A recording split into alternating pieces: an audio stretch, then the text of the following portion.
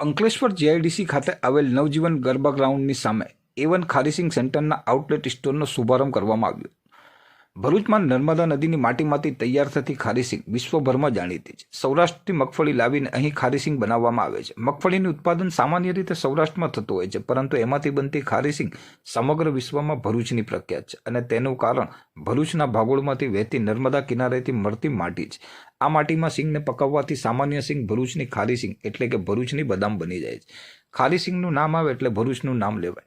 ભરૂચની ખારીસિંગ વિશ્વભરમાં પ્રખ્યાત છે. ભરૂચના કારીગરોની કલાએ ખારીસિંગને પ્રખ્યાત બનાવી છે. ભરૂચના કારીગરો દ્વારા સિંગદાણાને લાલમાંથી સફેદ બનાવવામાં આવે છે. ભરૂચની ખારીસિંગ દેશ વિદેશમાં એક્સપોર્ટ પણ કરવામાં આવે છે.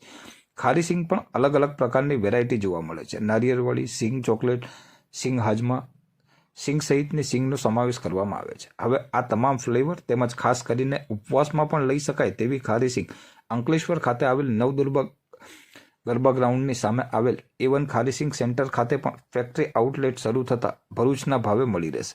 અને આ A1 ખારીસિંગ સેન્ટર ખાતે ખારીસિંગની સાથે સાથે ખારીસિંગના ફ્લેવરવાળી તમામ જાતની ફ્લેવરની ચીકી તેમજ દરેક જાતના ચણા પણ ઉપલબ્ધ છે.